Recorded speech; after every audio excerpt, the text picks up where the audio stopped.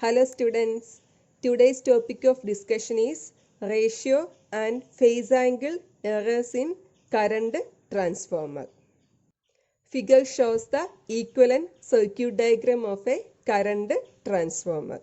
Here Vp is the primary supply voltage, Ep is the primary winding induced voltage, Es is the secondary winding induced voltage, Vs secondary terminal voltage, Ip is the primary current, Is is the secondary current, this I0 is the no load current, Iw is the core loss component, Im is the magnetizing component, and this impedance, that is Rp plus Jxp, is the impedance of primary winding.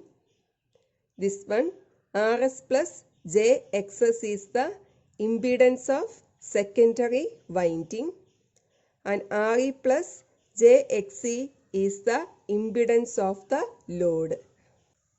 Next we will draw the vector diagram of current transformer. First we will draw phi, that is flux in the core, as reference. So this one is the phi. The flux phi and the induced EMF in the primary both are displaced by 90 degree. So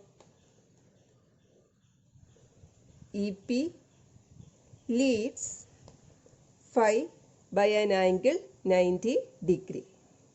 The phase difference between Ep and Es, induced EMFs in primary and secondary, are 180 degree. So this one is Ep, therefore we can draw Es here. So the phase difference between Ep and Es is 180 degree. From the equivalent circuit of current transformer, it is clear that R0 and X0 are connected in parallel.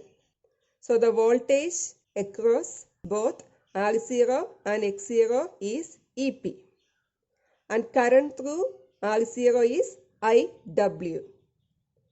In case of resistive load, both current and voltage are in phase. So this one is the voltage Ep, therefore the current Iw is in phase with voltage Ep. Iw in phase with the Ep. Also in case of inductor, the current lags voltage by an angle 90 degree. Therefore, the magnetizing current Im lags Ep by an angle 90 degree. And also the vector sum of Iw and Im, we will get the no load current I0. So vector sum of Iw and Im. So this one is I0, no load current.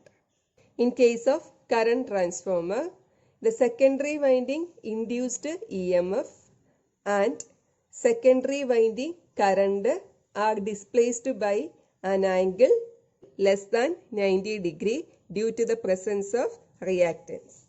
So the angle between Es and Is is less than 90, say angle delta.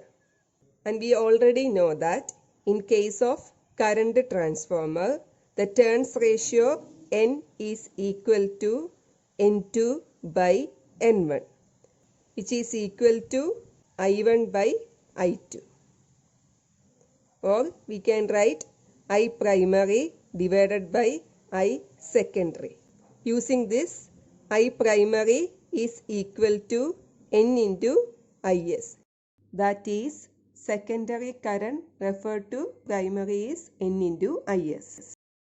So if we extend this IS, we will get N into IS. So angle between IS and ES is delta. Similarly, angle between N into IS and EP is delta.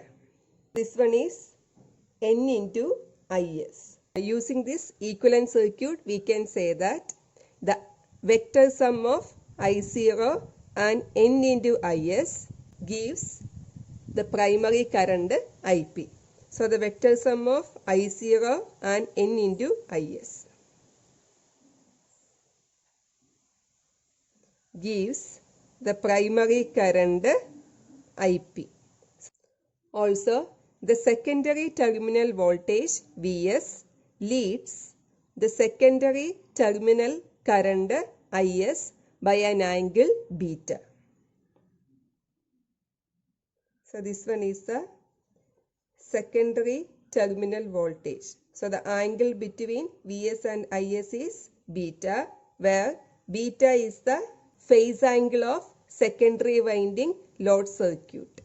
From the equivalent circuit, we can write the induced voltage in the secondary Es is equal to Is into Rs, voltage drop in the resistor, Is into Xs, voltage drop in the inductor, and the terminal voltage Vs.